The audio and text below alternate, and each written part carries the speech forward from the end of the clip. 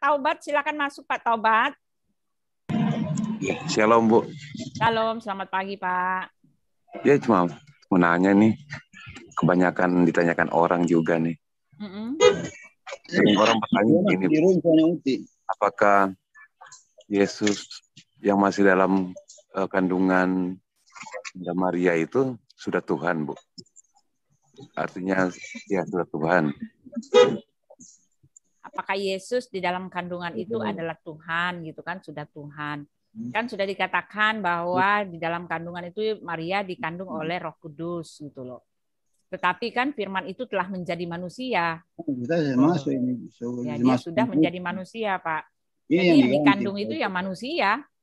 Manusia yang esensinya adalah Roh Kudus, berasal dari Roh Kudus gitu. Yang dikandung itu ya manusia, dia kan bahkan berdarah-darah. Bahkan dia mempunyai kodrat manusia. Di dalam Filipi itu kan, Filipi 2 ayat 7 itu kan jelas dikatakan ya, dia mengambil rupa seorang manusia. Ya kalau udah mengambil rupa ya betul-betul manusia, Pak.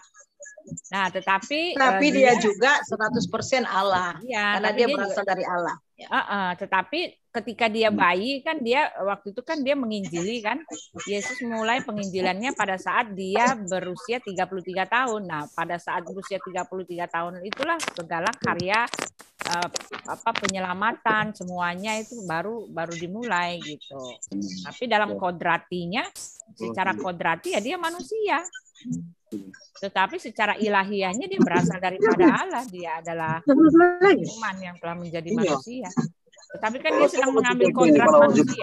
Bu Yani tolong dijawab tuh. Ya, jadi jelas ya. Karena kan tadi sudah dikatakan ya, sebelum Abraham ada, dia sudah ada.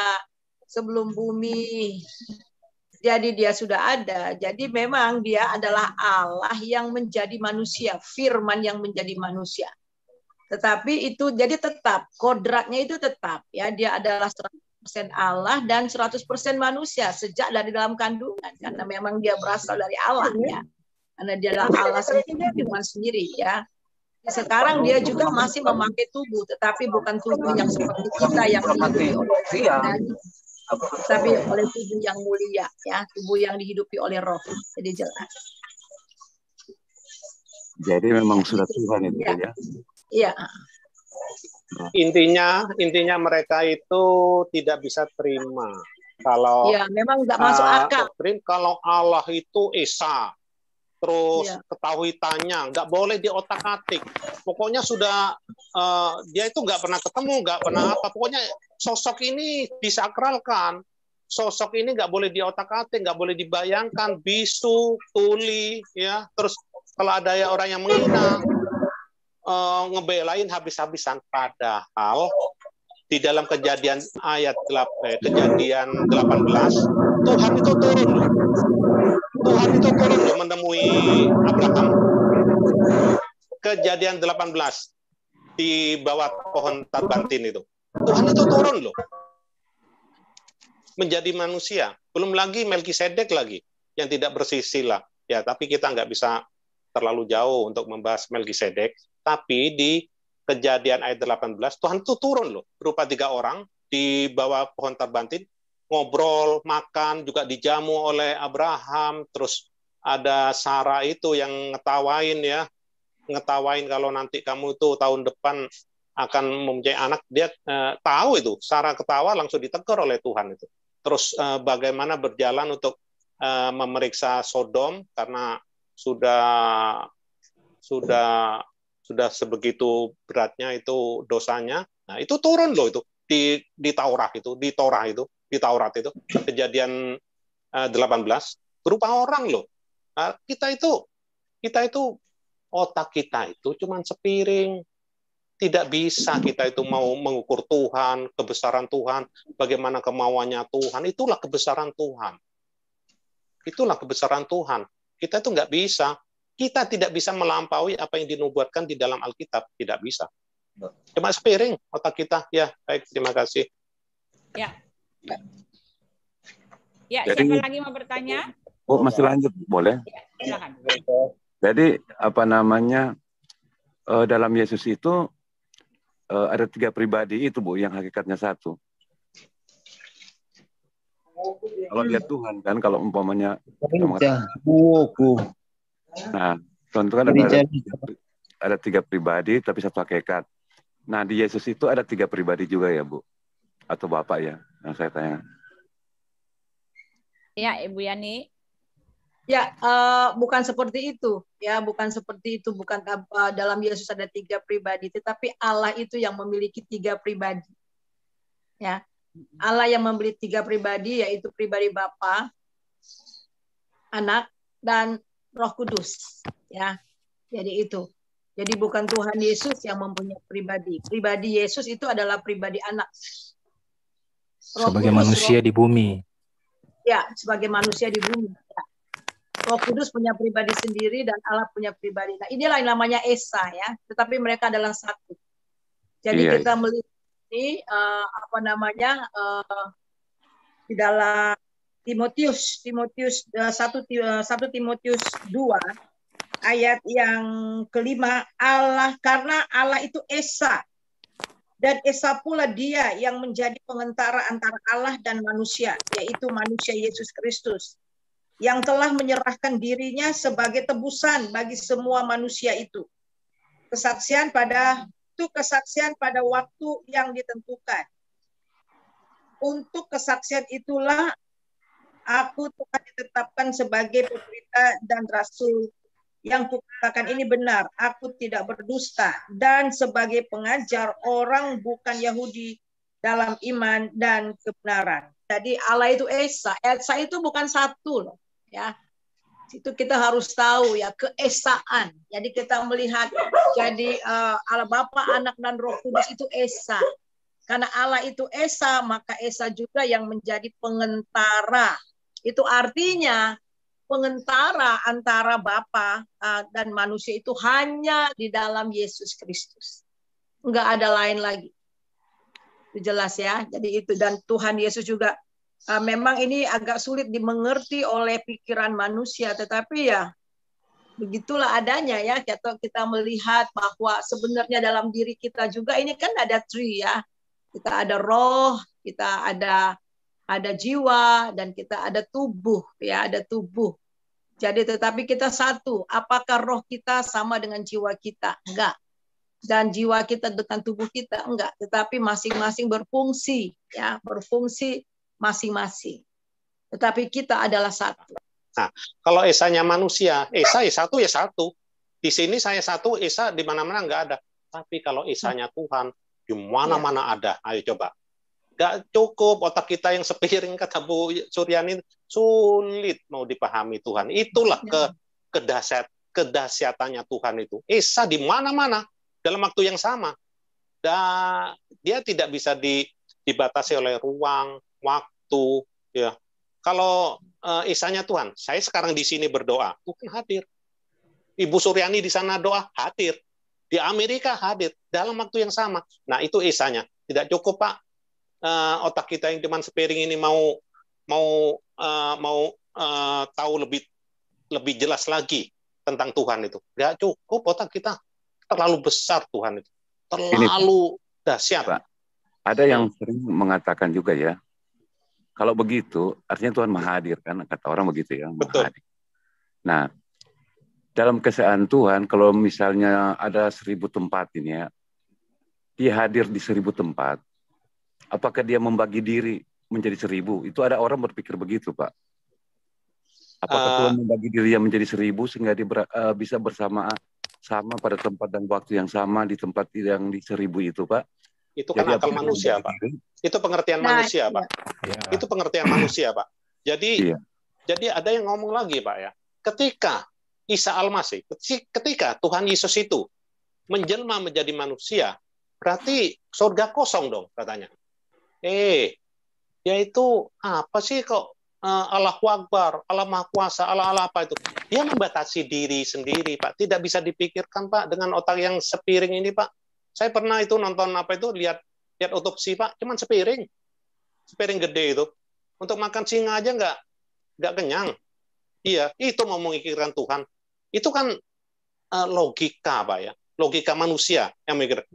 Jadi dibagi-bagi-bagiin. Oh, gila, Pak, kalau kita mikirin Tuhan, Pak. Iya, nggak cukup Pak otak kita Pak. Dia maha hadir. Aduh, pokoknya iya. Jadi berarti surga itu kosong ya katanya. Enggak, Pak. Surga itu tetap ada. Karena dia bisa membagi diri katanya gitu kan, ada di surga. Jadi begini ada supaya nggak melebar ya. Itu ya kita nggak usah pikirin apa yang mereka bilang membagi diri itu kan impossible. Tuhan itu kok bagi-bagi diri. Jadi gini, kehadiran Tuhan, hadir Tuhan melingkupi seluruh bumi. Di dalam Yesaya saya lupa ayatnya, bangsa-bangsa itu seperti setitik air di tengah lapangan. Perhatikan. Kita lihat di sini bangsa-bangsa itu seperti setitik air di tengah lapangan. Itu artinya apa? Seluruh bumi ini di mana saja ada di dalam pengawasan Tuhan, dalam hadirat Tuhan. Jadi kalau berbicara mengenai dia hadir, itu hadiratnya. Ya, dia hadir di mana-mana, hadiratnya ada di mana-mana. Ayat firman Tuhan, bahkan bumi ini seperti tumpuan kakinya. Jadi saudara, dia nggak perlu membelah diri, bumi ini aja di tangannya, ya saudara, kayak begini loh bumi ini ya. Jadi dan kita dia Tuhan. Jadi memang ini tidak masuk akal dalam pikiran kita, tetapi kita ini sedang berbicara Allah yang menciptakan alam semesta dengan segala sesuatu yang ada di dalamnya. Ya, bayangkan bumi aja juga luar biasa. Belum lagi di galaksi yang antariksa yang di atas itu dahsyat banget. Planet-planet dahsyat banget. Bermiliar-miliar. Kita kayak debu, Bu. Biasa banget, itu diciptakan oleh Tuhan. Dapatkah kita membayangkan dengan pikiran kita gimana dia menciptakannya? Itu hanya lewat perkataan, saudara. Hanya lewat perkataan loh. Dahsyat banget. Ya, semuanya jadi. Jadi sekali lagi berbicara hadirat Tuhan, dia nggak perlu belah diri. Hadiratnya. Jadi kedaulatannya, kehadirannya itu meliputi seluruh bumi.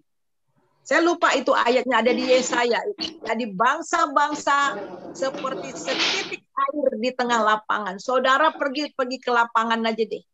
Kemudian titikkan setitik aja. Seperti itu bangsa-bangsa, seperti itu dunia. Jadi nggak heran kalau Tuhan bisa hadir di mana-mana. Oke? Jadi itu saja ya Bapak-bapak Tobat ya. Terima kasih. Bisa tambah, Bu? Ya, boleh. Soalnya untuk kadang-kadang gini kan, Bu, untuk menjawab atau kita ingin apabila kita ditanya, kita memberikan pertanggungjawaban iman kita kan, Bu. Ya. Jadi kalau misalnya itu kan, Yesus itu adalah firman. Iya, Bu. Ya, Bu ya. Yang mengambil rupa seorang manusia ya, Bu. Yesus adalah firman ya, Bu. Dan firman itu bersama-sama dengan Allah, dan firman itu adalah Allah gitu kan.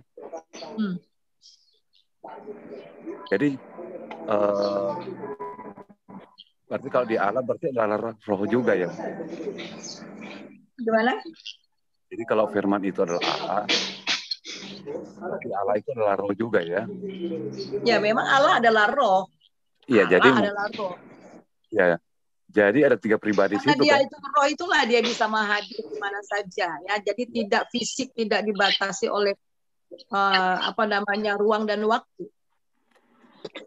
Jadi kembali lagi di situ kalau kita bilang berbicara mengenai kehadiran Tuhan ya. Kita harus tadi dikatakan ada roh Allah, ada roh manusia, ada roh setan ya. Nah, roh Allah ini maha hadir di mana-mana. Setan nggak maha hadir, manusia nggak maha hadir ya, karena mereka diciptakan. Sedangkan roh di atas segala roh itu adalah Tuhan itu sendiri. Dalam Yesus itu ada berapa roh, Pak? Ada roh Allah dan ada roh manusia juga, Pak. Kalau lihat tadi kan 100% manusia, 100% Tuhan. Ya. Apakah di dalam Yesus itu ada roh Allah dan juga ada roh manusia? Berarti ada 2 roh di situ atau gimana? Oh, enggak, Pak. Enggak, Pak. Kan sudah dijelaskan oleh Bu Yani tadi, Ibu Suryani tadi. Ya, dia itu tetap 100% manusia, 100% Allah. Dia itu kalau di Islam tuh Robbin Nas, Tuhan manusia. Tuhan manusia, Tuhan yang menjelma menjadi manusia. Loh, kalau nggak menjelma menjadi manusia sebagai pengantara antara manusia dengan Tuhan, mau dikembalikan ke rancangan semula. Loh, kalau nggak menjelma menjadi manusia, mana bisa komunikasi dengan manusia? Kalau nggak menjelma menjadi manusia, mana tahan, Pak? Bu Suryani kan sudah jelas tadi itu. Bisa terbakar, bisa hancur kita kalau itu, tidak Pak. menjelma menjadi manusia, sedangkan kita melihat ciptaannya matahari aja nggak kuat, Pak. Ini Pak, maksudnya Iya. dalam kemanusiaannya memang cuma ada satu roh Allah aja dalam tubuh Yesus, atau dalam kemanusiaannya ada juga roh manusianya di situ, Pak. Oh, nggak ada, Pak. Itu roh Jadi Tuhan itu. Iya. Roh Tuhan. Ya, Ya, boleh kali- saya jawab, Pak Taubat? Boleh? Pak Saya Taubat jawab. ini sebenarnya Islam Pak atau Taubat Kristen? ini kayaknya Dia Islam mau deh. belajar, enggak dia mau Mau Pengen belajar. mualaf kali. Ya, makanya saya tadi itu tanya. Enggak apa-apa, enggak apa-apa. Kita jawab Oke, aja. nggak apa-apa. Oke, silakan Ibu Uti. Ya, Pak Taubat gini. Ragu-ragu. Ya, Pak Taubat jadi gini Pak Taubat ya, dalam Yesus pribadi manusia tentu saja dia punya roh manusia kan, dia mengatakan sendiri bahwa dia adalah anak manusia, tetapi Alkitab mencatat bahwa segenap kepenuhan kealahan, jadi kuasa ya di dalam Yohanes 5 ya, jadi dia menerima segala kuasa, dia menerima apa, bentar ya, Yohanes 5 kita baca ya, apa yang diinikan Allah itu juga dia, bentar ya. Ya kalau jadi pribadi manusia ya rohnya ya roh manusia Pak, tetapi segenap ya kepenuhan, kealahan, kekuasaan, kelimpahan Allah Bapa itu ada di dia gitu ya. Ya ini dia ya, Yohanes 5 ayat 9 ya, kita lihat di sini ya. Nih kesaksian Yesus tentang dirinya.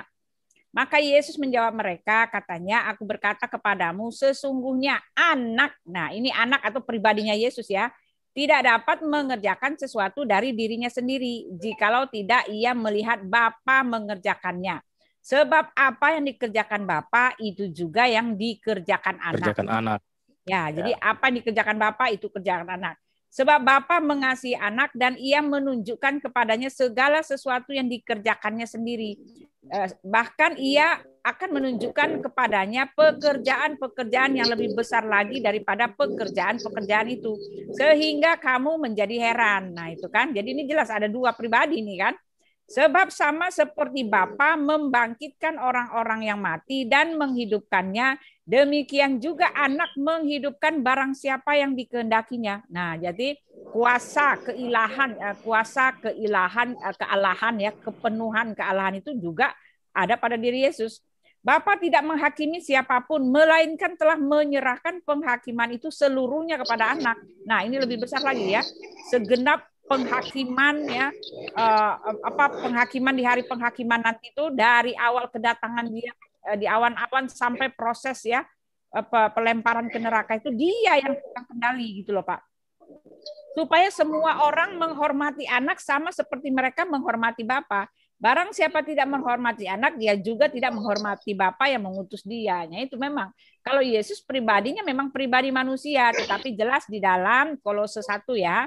Saya baca ya, segenap kepenuhan kealahan itu berkenan diam di dalam diri Yesus. Jadi segala kepenuhan kealahan, jadi otoritas ketuhanan semuanya diam di dalam diri Yesus. Tetapi waktu dia jadi manusia doang loh Pak, sekarang kan dia udah nggak jadi manusia, dia sekarang sudah di sorga pada saat itu. Ya roh Allah ada di dalam dia, di dalam Yesus. Ya nih ya kita baca ya. Pada Ya, saat itu Makanya aja, ketika dia ada jadi di bumi. ketika Ya Saya sebentar begini, ya. Bu. Bentar, ini baca Kalau dulu. Ibu lebih spesifik, lebih jelaskan. Maksudnya singkat saja. Bahwa dalam Yesus itu, menurut Ibu kan ada dua roh gitu kan. Kalau yang narasumber lain bilang tidak kan. Nah yang jelas yang mana? Dalam kemanusiaannya dia ada roh manusia, tapi dalam keilahiannya itu dia ada roh Allah gitu. Iya, Jadi Nah, dia jadi gimana roh Allah yang itu roh Allah itu tinggal di dalam diri Yesus gitu ya. Ini aja Pak dibaca ya Kolose ya. Ia adalah gambar Allah yang tidak kelihatan, yang sulung lebih utama dari segala yang diciptakan. Karena di dalam dialah telah diciptakan segala sesuatu yang ada di sorga dan yang ada di bumi, yang kelihatan dan yang tidak kelihatan, baik singgasana maupun kerajaan, baik pemerintah maupun penguasa. Segala sesuatu diciptakan oleh dia dan untuk dia. Ia ada terlebih dahulu dari segala sesuatu dan segala sesuatu ada di dalam dia.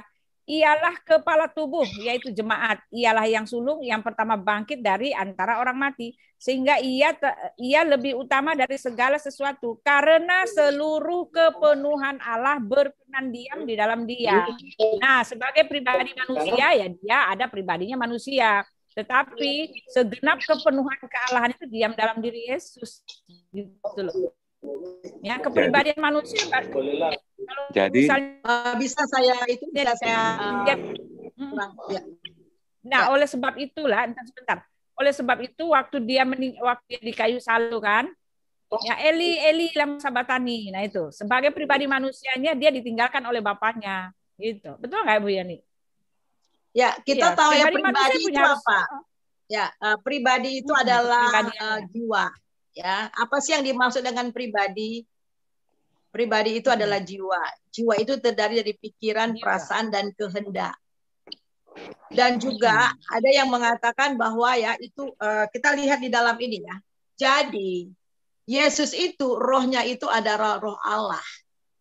Tetapi kita melihat ketika dia menjadi manusia. Jadi di dalam diri Tuhan Yesus itu sebenarnya jadi bukan hanya kepenuhan itu ya karena ada roh di dalamnya. Ada roh Allah di dalam diri daripada Tuhan Yesus. Iya, di tetapi dalam sebagai manusia 14. Dia punya nyawa. Nyawa ya. Ya, dia punya nyawa manusia. Nah, kita melihat di sini di dalam Yohanes pasal yang ke-10 ayat 17. Bapa mengasihi aku oleh karena aku memberikan nyawaku untuk menerimanya kembali. Tidak seorang pun mengambilnya daripadaku, melainkan aku memberikan menurut kehendakku sendiri. Aku berkuasa memberikannya dan berkuasa mengambilnya kembali. Inilah tugas yang kuterima dari Bapa. Jadi dia mempunyai nyawa manusia. Jadi ketika dia mati atas kayu salib, dia menyerahkan nyawanya. Nyawa itu darah itu sama dengan nyawa hidupnya. Ya, itu dia. Dan kemudian kita melihat di sini karena semua dosa manusia telah tertimpa di atas Tuhan Yesus. Roh Allah yang ada di dalam dia itu meninggalkan dia. Oleh sebab itulah dia katakan Eli, Eli, lama sabatani. Tuhan, mengapa engkau meninggalkan aku? Ya. Nah, kemudian ke dalam tanganmu kuserahkan nyawaku. Nah, itu ya. Jadi dia serahkan nyawanya. Jadi ada nyawa dalam seperti kita ini. Jadi ketika kita mati, nyawa kita terpisah dari tubuh kita. Dari jasad. Tapi satu hal yang kita perlu tahu, kita ada roh juga. Nah, ketika manusia mati, rohnya itu ya yang kekal. Nah, roh ini kekal, nggak bisa mati. Jasmani bisa mati. Tetapi roh tidak bisa mati. Nah, roh inilah kalau kita percaya sama Tuhan Yesus, kita akan ke surga. Tetapi kalau kita tidak percaya sama Tuhan Yesus, kita akan mati selamanya di neraka. Mati di situ artinya terpisah selamanya. Nah, sama seperti ketika kita menerima Yesus, Alkitab mengatakan roh kita dihidupkan kembali. Roh kita secara rohani mati. Ketika manusia jatuh dalam dosa, roh kita mati. Mati itu terpisah dari Allah. Tidak ada hidup Allah dalam kehidupan kita. Ya, tetapi setelah kita menerima Yesus, Yesus katakan, akulah kebangkitan dan hidup. Barang siapa percaya kepadaku, ia akan hidup walaupun ia sudah mati. Artinya apa? Bukan orang mati di kuburan, kemudian bangkit.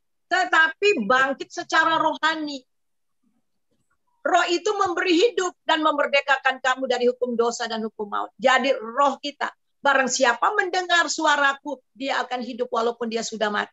Jadi manusia semuanya mati secara rohani, tetapi ketika menerima Yesus, kita menerima Roh Kudus. Nah, Roh Kudus itulah yang menghidupkan roh kita, sehingga kita bersekutu dengan Tuhan. Nah, itu. Jadi roh manusia sekarang saya sebagai orang percaya Yesus, roh saya dengan rohnya Allah, Roh Kudus bersekutu dengan roh saya. Dan saya berseru, ya Aba, ya Bapa.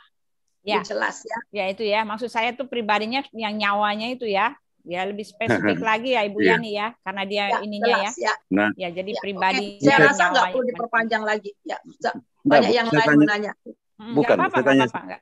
Ya, karena ini juga silakan. Bu, kan banyak yang nonton Bu. Ya. Jadi Ya. kan samping Ibu menjelaskan ke saya, mungkin ada saudara-saudara Buat kita yang pelajaran lain juga lagi ya. mendengar gitu Bu. Ya, Biar ya. lebih jelas kan, karena sampai detik ini pun itu dipertanyakan terus Bu. Ya, inilah Ya. yang mereka nggak ngerti.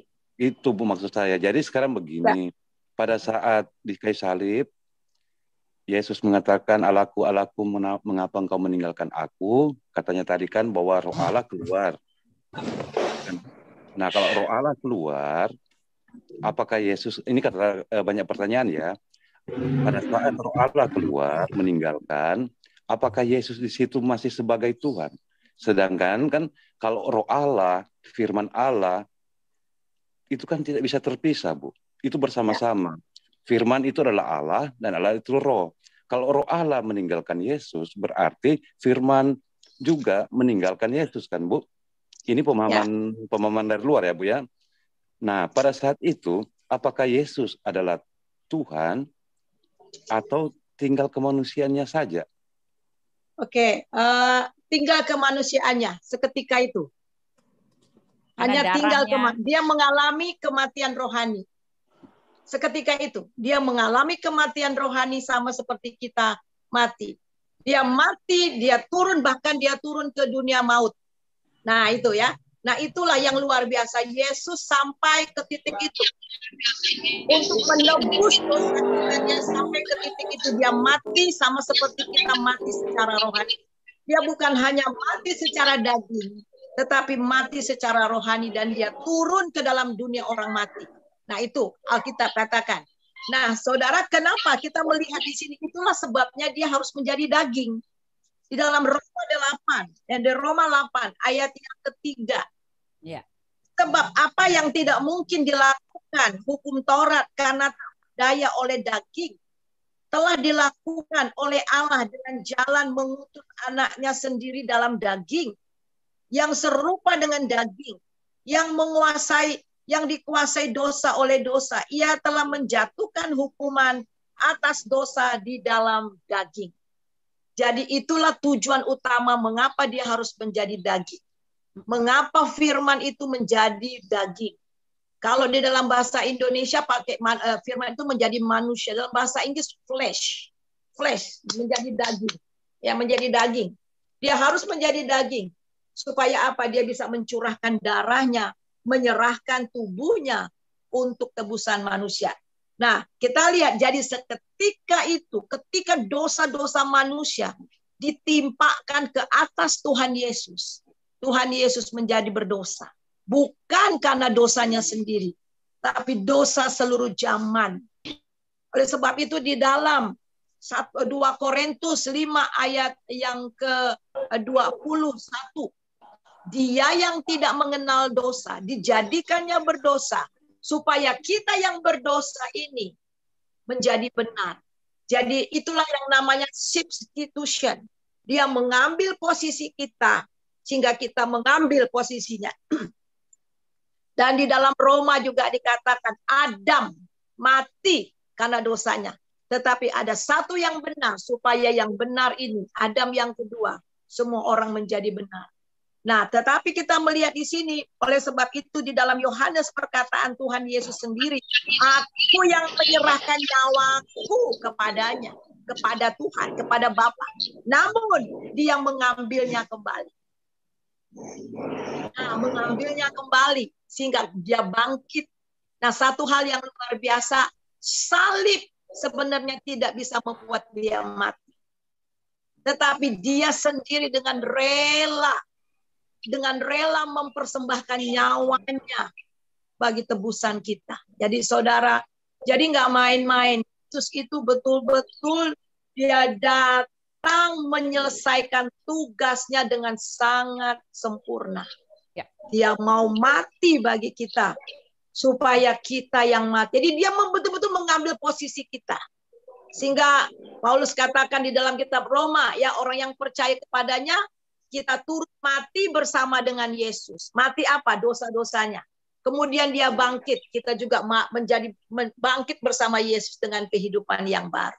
Jadi itu ya, jadi jelas. Ya, makasih. Ya. Jadi Bu, intinya gini Bu, ada suatu saat Yesus itu tidak lagi Tuhan gitu. Di saat roh Allah itu tubuhnya, manusianya, dagingnya, ketika disalib. Tapi kemudian dia bangkit. Maksud saya begini, ketika dia menyelesaikan, jadi jelas, ketika dia menyelesaikan dosa di atas kayu salib. Karena kenapa? Karena semua dosa-dosa manusia itu ditimpakan ke atas Tuhan Yesus. Betul-betul dia adalah manusia, dia adalah domba yang disembelih itu untuk menebus dosa-dosa kita. Tetapi kita melihat di sini, dia kan katakan dia yang menyerahkan nyawanya. Tapi kemudian dia bangkit selama-lamanya. Seketika itu, jadi jelas ya. Jadi ketika dia mati di atas kayu salib ya, bahkan dia menjadi berdosa, Alkitab katakan. Bukan dosanya sendiri loh. Bukan dosanya sendiri. Tapi dia diperhitungkan berdosa karena dosa-dosa manusia. Dan menjadi berdosa karena kita ketika dia disalib itu. Ya, jadi intinya Bu, ada suatu saat Yesus itu sebagai tubuh ya, dia tidak lagi Tuhan gitu ya. Cuma itu aja, pendek aja Bu. Ada betul. Betul itu sebenarnya. Oke, mungkin saya tambah ya. Filipi. Sebentar. Filipi ya. Kita lihat di Filipi pasal yang kedua. Saya baca di dalam ayat yang ayat ke-6 ya. Yang walaupun dalam rupa Allah, Yesus ya, tidak menganggap kesetaraan dengan Allah itu sebagai milik yang harus dipertahankan. Melainkan telah mengosongkan dirinya sendiri dan mengambil rupa seorang hamba. Dan menjadi sama dengan manusia. Dan dalam keadaan sebagai manusia, ia telah merendahkan dirinya dan taat sampai mati. Karena kalau Allah itu nggak bisa mati. Sekali lagi, Allah itu nggak bisa mati, saudara. Ya, sebab itulah karena dosa manusia dia mati. Jadi ketika mati itu benar-benar 100% manusianya. Rupa manusia, sekali lagi rupa manusianya yang mati. Karena tebusan dosa kita. Tetapi karena dia Tuhan, dia bangkit. Alkitab mengatakan kubur kosong membuktikan bahwa dia Tuhan. Maut tidak dapat menahan dia.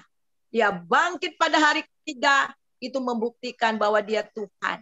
Dia Tuhan atas orang mati, dan dia juga Tuhan atas orang hidup. Amin. Dia Tuhan atas bumi, dan juga Tuhan atas sorga. Jadi jelas ya. Jadi kita lihat di sini bahwa sampai mati di atas kayu salib, itulah sebabnya Allah sangat meninggikan dia dan mengaruniakan dia nama di atas segala nama, supaya dalam nama Yesus itu Filipi 2 ayat yang ke-10, supaya dalam namanya bertekuk lutut segala yang ada di langit dan yang ada di bumi. Amin, amin. Dan kemudian di bawah bumi, dan segala lidah mengaku Yesus Kristus adalah Tuhan bagi kemuliaan Allah. Okay. Ya, Bu, jelas ya. Jadi saudara, seketika itulah tubuhnya. Makanya ada orang kok Allahnya orang Kristen mati. No, Tuhan itu nggak pernah mati. Tapi yang mati itu adalah tubuhnya. Kenapa dia harus jadi tubuh? Supaya dia bisa mati bagi kita. Jelas ya. Jadi gini Bu. Terima kasih. Jadi gini Bu. Sebenarnya kesimpulannya sebenarnya sederhana kalau saya tarik ya Bu. Ini menurut saya ya. Bahwa yang mati itu adalah jiwanya. Rohnya itu tidak mati, Bu. Iya. Kan tadi sudah dijelaskan dari awal, nyawanya. Jiwanya itu kan nyawa. Iya, Bu. Jadi kalau mau jelaskan jangan terlalu panjang-panjang. Kalau mungkin kita sama Kristen ya bisa memahami gitu kan. Tapi dari penjelasan Ibu, sebenarnya kalau dipersingkat, bahwa sudah dijelaskan awal tadi, biar orang bisa gampang mengerti Bu ya. seperti saya jadi mengerti gitu. Jadi dalam Yesus itu ada roh dan ada jiwa atau nyawa ya Bu. Ya. Di saat dia menyerahkan nyawanya, ya kan? Pada saat roh meninggalkan tubuhnya, nah, terus dia menyerahkan nyawanya dan dia mati ya Bu. Iya. Nah, ada yang akan bertanya begini, siapa yang membangkitkan dia? Nah, saya ambil kesimpulan bahwa memang jiwa atau nyawanya mati, tapi rohnya tidak. Nah, dia bangkit bagaimana? Dia bangkit. Ternyata yang membangkitkan adalah rohnya tadi itu. Yang Iya, satu roh itu. Allah ada padanya. Tetap roh Allah Iya, ada Bu, padanya tapi di nggak dalam pernah Tadi Yesus. sebenarnya kesimpulan begini. dari semua yang saya terangin ya itu. Ya, Iya, jelas artinya ya. kalau kita terlalu panjang menjelaskan ke orang yang awam, Bu, akan Oh, sulit. enggak, lagi. ini Pak. Tapi jelas Ibu firman Tuhan harus Suryani, dijelaskan, Pak. ya, Ibu Firman Suryani Tuhan harus itu dijelaskan. Ya. Ibu Sedetail Suryani itu mungkin. ada dalil-dalilnya. Harus Iya. sedetail mungkin. Ya, sedetail mungkin ya. Ya, Betul. sedetail Jelas. mungkin aja orang sulit mau menerima, Ya. apalagi cuma singkat-singkat, Pak. Nah, itu Tidak, bagus Apalagi juga Ibu cuma Suryani. sepete ya. Ya, ini pendalaman Alkitab bagus. Ibu Suryani harusnya begitu. Bagus itu, sangat bagus Ibu Suryani. Karena Jadi, harus ada dalil-dalilnya, ada saksi-saksinya, ada penguatan, ada buktinya. Itu bagus banget, Ya. bagus banget. Iya, tapi harus gini, detail Kak, seperti itu. Maksud saya begini. Maksudnya begini. Kita jelaskan menyampaikan singkatnya, baru kita uraikan kayak tadi begitu. Iya. Jadi Itu bagaimana kita menjelaskan saja, tetapi yang saya jelaskan ini Alkitabiah. Dan ini tidak boleh disingkat. Sekali lagi, Alkitab nggak boleh disingkat, saudara. Iya, nggak Alkitab boleh itu dicomot. kebenaran, dan kebenaran harus disingkapkan dan diterangkan. Apalagi saya sebagai hamba Tuhan dan saya dosen juga ya. Jadi mau tidak mau, saya harus menerangkan yang sedetail-detailnya. Detail, ya betul. Supaya orang tahu. Oke, Bu. Makasih. Kalau begitu, ya makasih. Kalau gitu saya sudah paham. Sedetail gitu aja orang sulit Anda belum paham. mau memahami. Ya, jadi begini, kesimpulannya gimana begini, Bu Yani? Ya, coba kesimpulannya. Maaf ya. Biar, Jadi begini. Pokoknya kesimpulannya itu Tuhan Yesus itu adalah Tuhan itu sendiri. Betul. Tapi di saat yang orang sering pertanyakan, di saat kematiannya itu. Nah, jadi Pak, kalau mungkin saya kita kembali lagi deh kepada Yohanes 10 ya. Kita kembali kepada Yohanes 10 ayat 18 itu jelas banget ya. Dia kan menyerahkan nyawanya. Ya. Nah, kemudian kita lihat di Yohanes 10 ayat 18-nya. Yohanes 10 ayat 18-nya. Di sini dikatakan ya, kita baca dulu ayat yang ke-17-nya ya. Bapa mengasihi aku oleh sebab aku memberikan nyawaku untuk menerimanya kembali. Ya, ini menyerahkan dan menerima kembali. Tidak seorang pun mengambil daripadaku, melainkan aku memberikannya. Tadi saya sudah jelas ya. Kemudian menurut kehendakku sendiri, aku berkuasa. Nah, Yesus. Jadi Yesus berkuasa, di sini dikatakan mengambilnya kembali. Ya, betul. Nah, jadi kalau manusia biasa mana punya kuasa macam itu. Iya, itulah Tuhan. Jadi dia itu memang, kalau kita melihat itu memang benar-benar Tuhan sendiri yang merendahkan diri loh untuk keselamatan. Ya. Itu artinya tidak ada jalan lain untuk menuju selamat selain Allah sendiri yang menyediakan keselamatan itu lewat pengorbanan. Ini pengorbanannya nggak main-main loh, saudara. Jadi dia sendiri yang berkuasa. Jadi betul-betul dia merendahkan diri, dia menjadi hina, dia mau berkorban, bahkan matinya juga sangat mengenaskan hanya untuk saudara dan saya. Ini luar biasa. Jadi kalau kita bisa apa ya, menyerapi apa memahami, betapa dahsyat. Betapa dahsyatnya kasih Tuhan itu, makanya kata Paulus tak terselami betapa dalamnya Tuhan itu, betapa luas kasih karunia. Inilah yang namanya kasih karunia, inilah yang namanya kasih yang kita tidak dapat mengerti. Jadi dia berkuasa untuk mengambilnya kembali, itu artinya dia Tuhan, jelas ya. Jadi dia berkuasa untuk mengambilnya kembali. Dan kemudian kita melihat di sini di dalam ayat yang ke-18, inilah tugas yang kuterima dari Bapakku. Bapakku, ya. Ya, jelas ini tugas. Dan kemudian kalau kita melihat di dalam Ibrani ya. Kita lihat Ibrani pasal yang pertama. Ibrani pasal yang pertama, kita lihat ayat yang ketiga, itu juga jelas banget ya. Ayat yang ketiga, Ibrani. Ayat yang ketiga. Ia adalah cahaya kemuliaan Allah dan gambar wujud Allah, penopang segala yang ada dengan firman-Nya. Menopang segala sesuatu. Dan setelah ia selesai mengadakan penyucian mata saya. Penyucian dosa. Ya, penyucian dosa, ia duduk di sebelah kanan yang maha besar. Di tempat yang tinggi, jauh lebih tinggi daripada malaikat-malaikat. Sama seperti nama yang dikaruniakan kepadanya, jauh lebih indah pada nama mereka. Jelas ya. Jadi setelah dia menyucikan, ini jelas di sini di ayat yang pertama ini dikatakan dia adalah gambar wujud Allah, dia penopang segala sesuatu. Di dalam ayat yang kedua bahkan oleh dia alam semesta ini diciptakan. Jadi jelas. Jadi ayat ini sudah mengungkapkan siapa dia sebelum inkarnasi dan siapa dia setelah dia menyelesaikan penebusan dosa. Dan kembali kepada asalnya sebagai Tuhan di atas segala-galanya. Ya, ya, amin. Jadi itu saja ya. Luar biasa ya penjelasannya. Ya, Bung Argonek dari tadi ini mau tambahkan, Bung Argonek. Cukup ya, saya pikir ya. Pak siapa? Pak Taubat? Ya, Bung Argonek mungkin mau itu dia terima kali. kasih Pak Taubat buat pertanyaan-pertanyaannya bagus ya. Saya cuma kasih kesimpulan saja Bu ya. Ya. Dari pembelajaran ini hal positif dan mengucap syukur kepada Tuhan atas pengetahuan ini ya yang dikasih. Jadi Allah Yesus itu adalah Tuhan. Karena dia telah menerima atau telah diberikan segala kemuliaan Allah kepada Yesus. Sehingga dia mempunyai kemuliaan gitu.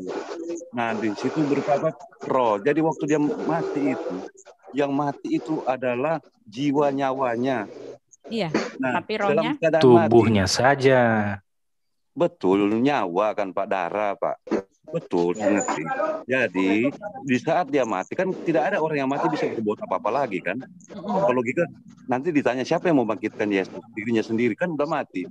Tapi kalau menurut saya dari kesimpulan itu bahwa yang mati itu adalah nyawanya, tapi rohnya tidak, yaitu kemuliaan yang Tuhan, yang Allah berikan kepada dia. Makanya yang membangkitkan Yesus itu adalah rohnya sendiri. Iya. Itu roh Allah yang membangkitkan. Sebentar Bu. Jadi roh Allah yang membangkitkan nyawa Yesus itu sendiri. Jadi dia sendiri yang membangkitkan dirinya sendiri. Nah, saya sudah dapat kesimpulan bahwa memang Yesus itu adalah Tuhan, yaitu satu dengan Allah dalam kemuliaannya. Satu dalam kemuliaannya. Ya, ini Pak, saya mau tambahkan ayatnya Pak. Bahkan ini sudah dinubuatkan ratusan tahun ya oleh Nabi Yesaya ya. Dikatakan di sini, suatu tunas akan keluar dari tunggul Isai dan taruk yang akan tumbuh dari pangkalnya akan berbuah. Roh Tuhan akan ada padanya, roh hikmat dan pengertian, roh nasihat dan keperkasaan, roh pengenalan dan takut akan Tuhan. Nah itu dia. Ya, kesenangannya ialah takut akan Tuhan. Ia tidak akan menghakimi dengan sekilas pandang saja atau menjatuhkan keputusan menurut kata orang. Tetapi ia akan menghakimi orang-orang lemah dengan keadilan dan akan menjatuhkan keputusan terhadap orang-orang tertindas di negeri dengan kejujuran. Ia akan menghajar bumi dengan perkataannya seperti dengan tongkat, dan dengan nafas mulutnya ia akan membunuh orang fasik. Nah itu dia Pak. Jadi roh Allah itu ada padanya. Ya jelas ya. Di dalam Lukas pasal 4 juga ya. Ayat 18, 19, ya, yang itu penggenapan dari Yesaya 60. Oke, saya pikir sudah, ya, mungkin yang lain kali ya. Ini ada Pak Bosman dari tadi mau bicara, belum bisa. Ini ada Pak Leonardus, tadi udah Pak, oh ya, Pak Leonardus Pak. Silakan Pak Leonardus, setelah itu Pak ini ya. Pak, kalau Bung Argonek mau bicara, silakan. Setelah Pak Leonardus ya. Terima kasih Pak. Leonardus ada silakan. Pak Barce juga. Iya, Barce baru masuk sih tadi ya. Pak Leonardus, silakan Pak Leonardus. Suaranya nggak ada nih Pak Berce. Sebentar ya Pak Leonardus, nanti kita balik lagi. Silakan Pak Berce. Selamat pagi. Silakan Pak. Ya. Luar biasa tadi penjelasan Pendeta Suryani ya, masalah pertanyaan-pertanyaan tadi itu menyegarkan kita semua, termasuk saya. Saya bersyukur saya bisa dipanggil oleh Tuhan Yesus. Jadi itu salah satu mujizat bagi saya dan keluarga.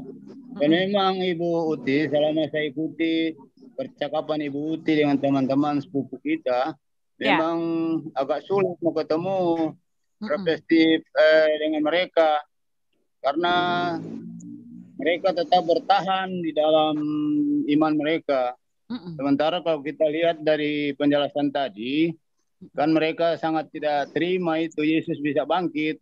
Sementara yang dorang sanjung-sanjung, yang tidak bisa bangkit, mati terus sampai sekarang dan sampai selama-lamanya. Dan ini sangat bertentangan. Hanya mereka mau ikut sama nabi mereka itu akan sulit. Jadi tidak bisa ketemu sampai kapanpun. Tapi ya kita percaya saja satu kali kelak semuanya akan bertekuk lutut kepada Dia yang berkuasa. Tidak ada bisa lari semuanya. Kita ini manusia ciptaan, bukan pencipta. Jadi kita harus sadar bahwa kita hanya diciptakan. Jadi kita harus dengar yang pencipta. Jadi sampai kapanpun manusia di dunia ini dari sekarang sampai selama-lamanya akan digenapi semuanya. Saya kira itu yang saya imani dari kecil sampai sekarang. Terima kasih Ibu Ti. Ya, luar biasa. Terima kasih Pak. Ya, Pak Leonardus sudah bisa bicara Pak? Belum ada suaranya Pak. Belum ada suaranya. Aduh, kasihan Pak Leonardus pengen bicara tapi enggak. Silakan Pak, bicara Pak. Halo? Nah, itu dia. Ya. Ini terdengar ya, Bapak ya, Ibu? Ya, terdengar. Iya Pak. Silakan. Saya kira memang Iya. Silakan untuk Pak. mengenal Tuhan itu sangat sulit. Karena Tuhan sendiri juga tahu itu. Makanya dia tulis di Matius 11 ayat 27. Matius 11. Ya, maaf yang lain tolong diam dulu ya, yang lain. Matius 11 ayat 27. Bisa Ibu bacakan itu? Iya. Iya. Ini makanya, saya bacakan ya. Iya. Semua telah diserahkan kepadaku oleh Bapakku, dan tidak ada seorang pun mengenal anak selain Bapa, dan tidak seorang pun mengenal Bapa selain anak. Dan orang yang kepadanya anak itu berkenan menyatakannya. Iya, jadi kayaknya pengenalan akan Tuhan itu perlu hidayah juga ternyata. Iya dong, orang namanya Tuhan, Pak. Iya. Tak bisa diselami ya. Iya. Raja Daud mengatakan begitu besarnya, begitu ajaib, tak terselami, Pak. Iya, tak terselami. Jadi saya pikir harus hidayah dan harus ikutan Tuhan. Saya juga dulu waktu mengenal Tuhan itu, Trinitas itu sangat sulit bagi saya. Sulit. Waktu pertama-tama sekali saya percaya Yesus Kristus. Bahkan saya minta, waktu diajarin orang nggak nyambung-nyambung ke kepala saya. Walaupun saya sudah terima Yesus Kristus, sudah percaya gitu. Kan di kita di Kristen ini kan ada pelajaran awal, pelajaran selanjutnya, dan seterusnya. Iya. Jadi waktu pelajaran Trinitas itulah saya yang paling sulit. Saya sampai berdoa sepanjang semalaman, meminta Tuhan ngajarin saya apa itu Trinitas begitu. Rupanya waktu saya tertidur nyenyak sekali, entah kenapa Tuhan bisa buat saya tertidur sangat nyenyak sekali. Di situ saya diberitahu dan saya dibuat menangis terseduh-seduh memanggil Bapa, Yesus Kristus, dan Roh Kudus. Saat saya memanggil-manggil itulah saya tahu arti Trinitas. Sehingga saya sangat ingat sekali ini ayat firman Tuhan Matius 11 ayat 27 itu ke sana. Saya yakin itu saya paham Matius 11 ayat 27 itu saat itu gitu. Walaupun saya sudah baca buku, saya dapat pelajaran dari pendeta, memang susah masuk kalau enggak hidayah itu yang datang kepada kita. Tapi kita kan boleh berusaha, kan seperti yang dijelaskan Ibu Pendeta tadi, saya senang sekali. Ibu Pendeta sudah begitu mengurai sedetail mungkin. Tapi kalau sudah nanti benih Tuhan itu tumbuh di dalam hati manusia, dia akan cepat nangkap. Jadi kita harus usaha juga seperti yang dilakukan Ibu Pendeta sama Ibu Watimena. Saya senang kali lihat kebaktian Ibu berdua ini, Ibu Suryani sama Ibu Watimena dan yang lain-lain ya. Ibu Suryani ini Watimena juga, Pak, kakak saya nomor 1. Oh iya, puji Tuhan Bu. Iya. Jadi saya boleh tambahkan. Jadi begini, Tuhan kita itu memang adalah Tuhan, makanya karena disebut Tuhan, karena dia besar, dia ajaib, dia tinggi, makanya disebut Tuhan. Ya, yang itu luar biasa, Pak. Nggak mungkin kita bisa mengenal dia 100% itu tidak mungkin, Pak, karena kita ini manusia kecil. Tetapi itulah sebabnya dia datang ke bumi menyatakan dirinya. Jadi kita yang Tuhan Yesus mau dari kita itu ya kita melihat dia, karena Tuhan Yesus itulah adalah gambaran dari Bapa yang seluruhnya itu. Hanya sebegitu saja yang diterangkan oleh para rasul, yang diterangkan oleh Yesus mengenai dirinya itu ya segitu saja yang kita terima. Itu pun masih sulit sekali gitu, karena begitu besarnya dia. Saya tidak mempercayai ada Tuhan yang bisa direkayasa, Tuhan yang masuk akal, Tuhan yang punya logika, Tuhan yang seperti biasa-biasa, Tuhan yang manusiawi gitu loh. Di tempat sebelahnya kan Tuhan yang manusiawi, Tuhan yang masuk akal, Tuhan yang sebiji, ya sudah gitu. Nggak ngapa-ngapain, ya begitu aja gitu. Hanya ya saya sama sekali tidak terima, itu bukan konsep Tuhan yang sebenarnya. Tuhan yang sebenarnya ya seperti Tuhan kita itu, dia besar, dia agung, dia tidak terselami gitu loh. Tapi karena besar kasihnya kepada kita, dia memperkenalkan dirinya, ya kan Bu Yani? Betul nggak Bu Yani? Loh, suaranya nggak ada Bu Yani. Kata yang dipakai dalam bahasa Inggris itu disclosure. Disclosure itu mengungkapkan. Jadi ya kalau kita lihat, jadi luar biasa. Allah yang kita sembah, ya Allah Elohim itu, dia yang mengungkapkan dirinya untuk dikenal oleh kita. Jadi Allah yang berinisiatif, Allah yang bertindak, Allah yang mencari kita, luar biasa ya. Karena kita ini ciptaannya, dan kita ini berasal dari dia, karena dari nafasnya, dari rohnya. Sebab itu ketika kita hilang, ketika kita berdosa, dia yang mencari kita. Kita tidak akan mungkin bisa mencari dia.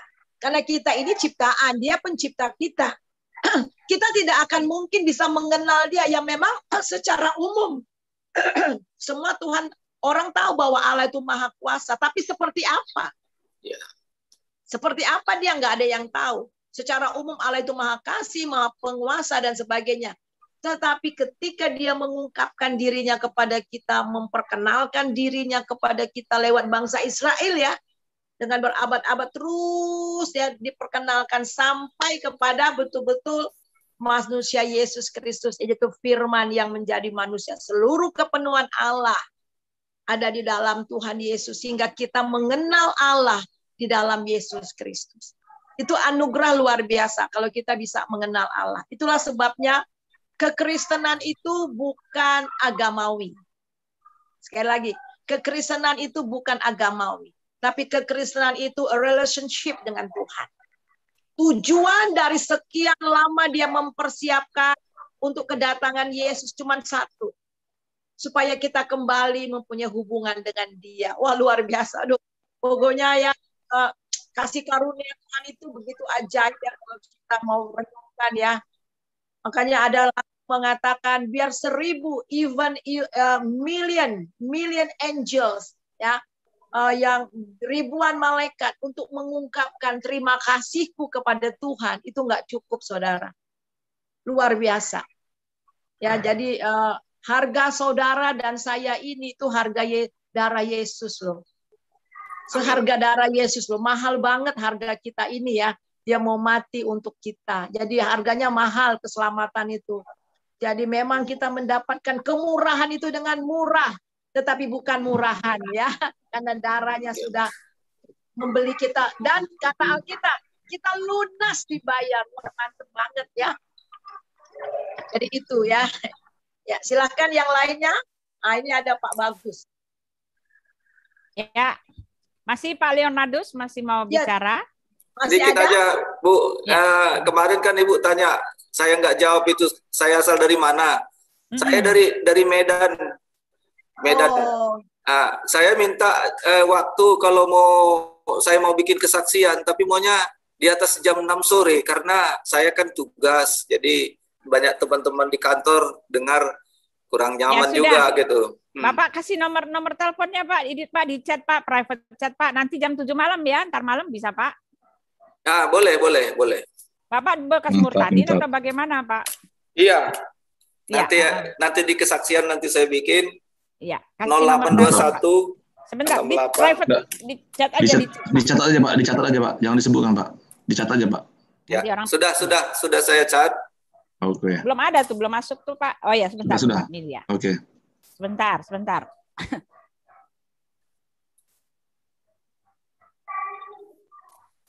Sudah, itu aja Bu. Terima kasih banyak. Ya, nanti malam kita supaya ketemu ya Pak. Kalau Bapak bisa jam 7 malam Pak. Boleh Bu. Biar saya nanti menunggu. Ya, terima kasih Pak. Ya, kalau masih ada yang lain. Oh, ada Pak Bagus. Selamat datang Pak Bagus. Wah, salam semuanya. Salam Bapak Ibu. Ya, luar biasa kita hari ini Pak. Salam Pak Bagus. Bagus sekali itunya. Bagus sekali ya, dahsyat ya. Tuhan kita dahsyat banget. Kemarin malam saya dengerin. Ya, Pak Bagus besok ya jadwal ya, Pak Bagus jangan lupa ya, saya ingatkan. Ya, ada yang mau ditambahkan dulu Pak Bagus? Oh ya, ini Pak sebentar Bu. Sebentar ya Bu Murwati ya. Ya, silakan. Enggak, silakan. Setelah ini, setelah Pak Bagus, Ibu Murwati. Sebentar ya Bu. Enggak Bu. Atau yang lain aja dulu. Ya. Ya Pak Bagus kan hostnya ya. Iya, silakan Bu Murwati. Ya, terima kasih sekali ya Bu Uti, Bu Yani, Pak Bagus dan semuanya pelajarannya setiap hari saya juga merasa selalu terberkati ya, selalu bertambah wawasan dan semakin bangga dan cinta sama Tuhan Yesus karena di agama manapun, di ajaran manapun tidak ada satupun Tuhan yang begitu kasih mau merendahkan dirinya menjadi manusia, mau ikut bersusah payah, ikut menderita bersama kita. Nah, kalau orang lain ya, maksudnya di luar kita yang mengasihi Yesus, mereka menghina, mereka mengejek, mana mungkin Tuhan menjadi manusia. Tetapi kita sebagai orang-orang yang dikasihinya, yang sudah dikasihi dan mengasihi Dia, kita semua itu melihat kasih Tuhan Yesus yang luar biasa yang tidak diberikan oleh Tuhan manapun karena Tuhan sendiri kan Dia kan kasih ya Bu Uti ya. Iya. Iya, jadi saya pokoknya makin cinta sekali sama Tuhan Yesus. Haleluya. Luar biasa ya. Ya. Makasih. Shalom semuanya. Shalom. Luar biasa. Shalom Bu Murwati. Ya, inilah ada Pak George, Pak Berce Tuayan. Silakan Pak Berce. Pak Berce. Yang lain saja Bu, sudah saya tadi. Oh, udah ya? Iya. Iya, udah nggak ada yang baru. Tadi ada yang baru masuk nih, Batur Selembur. Setelah itu kita tutup ya. Atau Pak Bagus mau tambahkan? Ya. Tapi nih Pak Batur, ya silakan Pak Bagus. Oke Bu,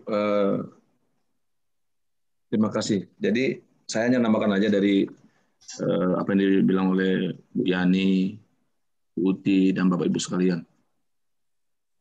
Jadi dalam kehidupan kita sebagai orang Kristen, sebenarnya kita harus memiliki dan memahami 4 hal dan mengalami 4 hal, gitu. Yang pertama gini, Alkitab, ya kan? Itu sesuatu yang kalau bagi saya pribadi penting, gitu. Kita harus menjadi gini, Homo Unus Libri, manusia satu buku, yaitu Alkitab, gitu. Karena apa? Karena dalam iman Kristen hanya Alkitab satu-satunya kebenaran yang sudah dikanonisasi ya. Itu bukan kitab apokrif, bukan kitab gnostik, tapi Alkitab yang sudah dikanonisasi gitu. Karena di dalam Alkitab itu kita memahami dan mengenal apa, siapa, dan bagaimana Allah itu. Yang itu. Ya, makanya saya katakan itu hanya Alkitab satu-satunya kebenaran dalam kehidupan iman Kristen. Di luar Alkitab tidak ada kebenaran. Gitu. Nah itu.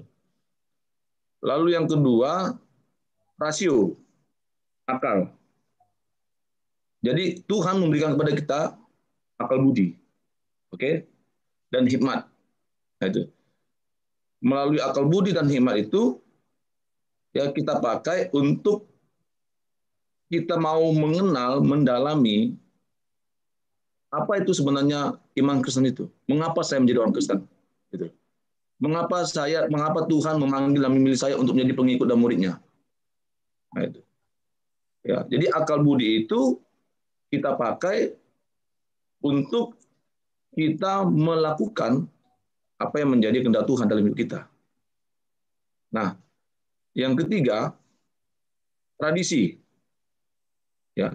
Nah, jadi perlu kita ketahui, Bapak Ibu ya, kita tidak bisa mengabaikan apa yang namanya tradisi gereja, gitu loh.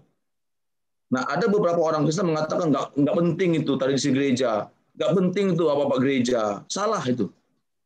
Katakan salah besar. Gitu.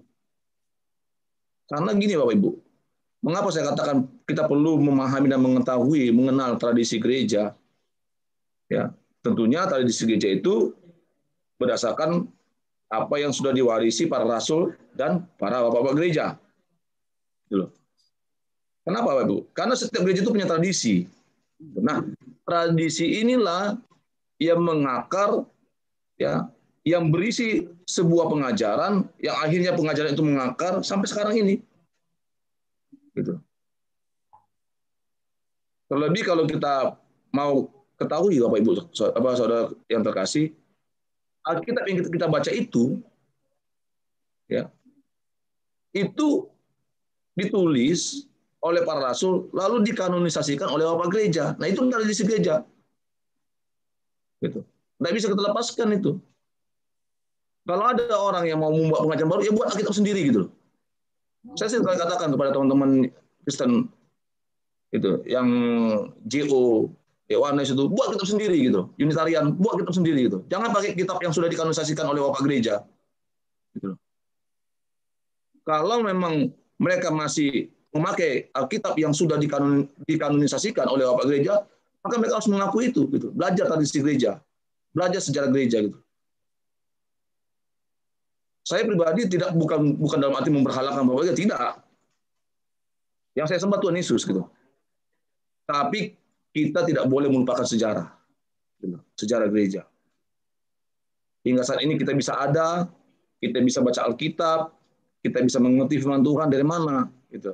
Tidak hanya pengajaran para rasul, tapi juga pengajaran dari bapak gereja dan apa yang mereka tradisikan, turunkan. Nah, yang keempat, pengalaman. Ya kan? Kita bisa bersaksi, kita bisa menyatakan kesaksian, kenapa? Karena pengalaman kita. Berdasarkan pengalaman kita, bersama dengan apa? Bersama dengan Roh Kudus. Nah, itulah sebenarnya peranan Roh Kudus dalam kehidupan kita. Ketika Roh Kudus tinggal bernaung dalam hidup kita, nah disitulah kita mengalami suatu pengalaman rohani bersama dengan Tuhan. Seperti tadi Pak Leonardus mau memberikan kesaksian. Karena itu, jadi pengalaman bersama Roh Kudus itu menuntun kita, ya kan, melihat bagaimana karya, kuasa dan kasih Tuhan dalam hidup kita. Melalui pengalaman dengan Roh Kudus, di situ kita menyadari, waduh, ternyata Tuhan itu baik. Ya, Allah itu hidup. Allah yang saya sembah itu hidup. Allah yang selalu berkarya dan bekerja dalam kehidupan saya. Nah, itu. Jadi pengalaman bersama dengan Roh Kudus, pengalaman di dalam Roh Kudus itulah yang membuat kenapa kita sampai sekarang itu tetap teguh dalam iman kita, tak tergoyahkan. Nah, kenapa ada orang yang mualaf? Kenapa ada orang yang akhirnya meninggalkan Yesus, meninggalkan imannya kepada Yesus? Karena dia tidak merasakan, tidak pernah menyadari pengalaman bersama dengan Tuhan, pengalaman di dalam Roh Kudus. Itu kalau orang menyadari hidupnya, ya, dan mengalami pengalaman bersama dengan Roh Kudus, saya katakan tidak akan mungkin murtad. Tidak akan pernah mungkin murtad, saudara. Itu.